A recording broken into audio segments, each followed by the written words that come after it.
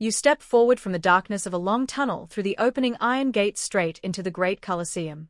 You can hear the roar of a packed arena. 80,000 Romans rise to their feet cheering from the stands. You're at the center of the biggest sporting spectacle in the world. You raise your trident high and the crowd goes wild screaming your name. This is it. Glory, fame, the pinnacle of ancient Rome. Except that's not your life. Not even close. Let me tell you what it's actually like to be a gladiator. And trust me, it's nothing like the movies. Not at all. Your journey doesn't start in the arena. It starts in chains. Maybe you're a prisoner of war captured in some distant campaign against the barbarians.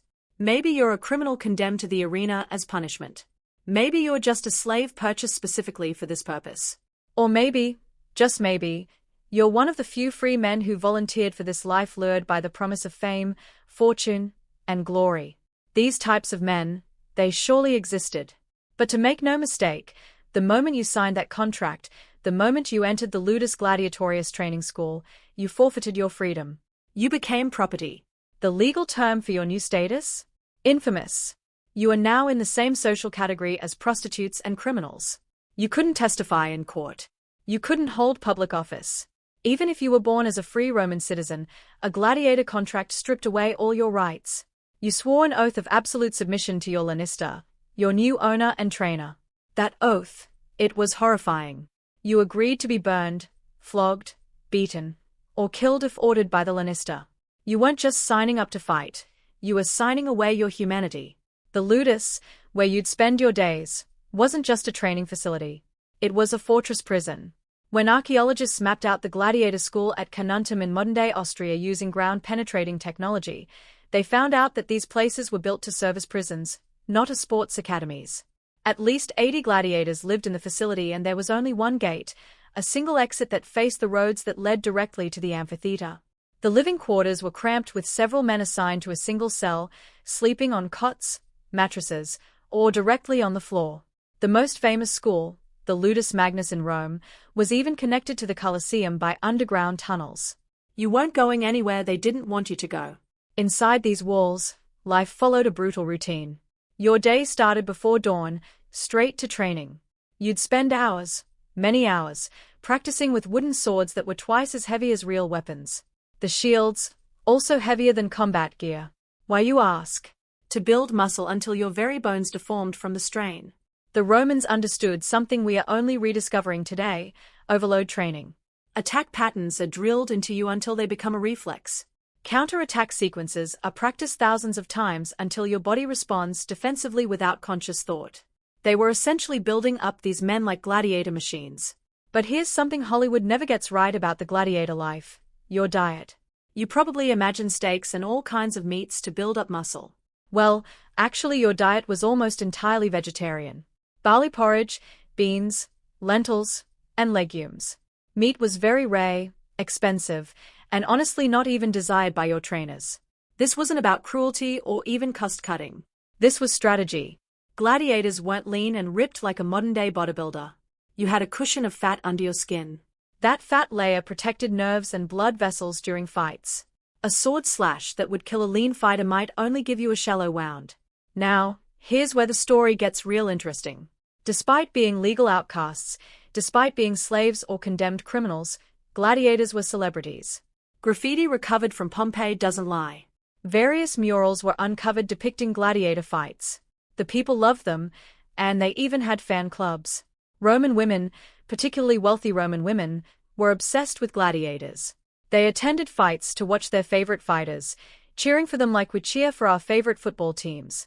The most successful gladiators could also endorse products, just like modern athletes.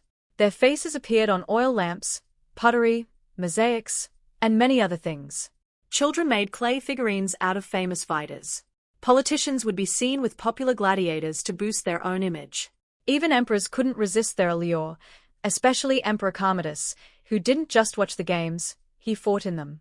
Because he convinced himself that he was a divine warrior. It was normally considered shameful by the elite to be a gladiator. But the crowds went wild for it. So, we've established that as a gladiator, you're a celebrity and an outcast, famous and legally worthless, living in a prison, but treated by expert doctors. Your life was full of contradictions, And nowhere was this more apparent than in the arena itself. Time to address the biggest myth of all. Gladiators did not constantly fight to the death. Despite what every movie shows you, death in the arena was actually relatively rare for trained gladiators. The numbers don't lie.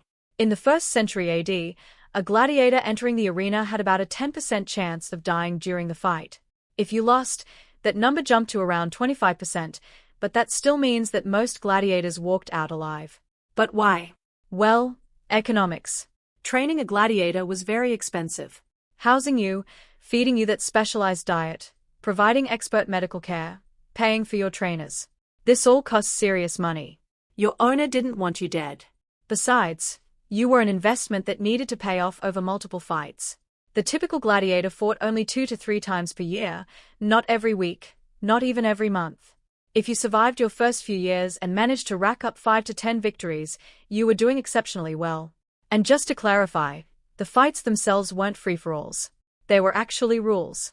A referee, called a summa rudis, oversaw everything and could always stop the fight if one combatant was on the verge of death. If you were losing badly, you could surrender by dropping your shield and extending your finger. The crowd and the game sponsor would then decide your fate. Thumbs down didn't necessarily mean death. That's a popular misconception. The actual gestures and their meanings are still debated by historians, but we know mercy was granted surprisingly often, especially if you'd fought bravely. The crowd wanted a good show, not a slaughter. A dramatic, hard-fought battle with a wounded, but not dead gladiator was seen as much better entertainment than just a quick kill.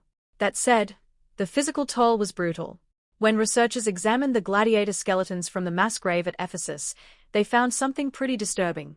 Many of these men had survived multiple blows to the head despite wearing helmets. Skull trauma was incredibly common. Some skulls showed deep wounds that healed, meaning these fighters survived devastating injuries, received medical care, recovered, and fought again. But the healing wasn't always perfect. Many died after surviving their initial wounds, likely from infections or other delayed health complications. Medical care was real, though. Gladiator schools employed dedicated doctors. The most famous was Galen of Pergamon, one of the ancient world's greatest doctors. But even with excellent medical care, the average life expectancy for a gladiator was the mid-20s. Most didn't survive past their 30th birthday, and very few lasted beyond 10 contests. Though historical accounts say that one extraordinary fighter survived 150 fights, and another lived to 90 years old, very long after retirement. Which brings us to the number one factor that kept you going through brutal training, humiliation, and fear, the hope of freedom. The ultimate prize wasn't just survival. It was earning your rudis.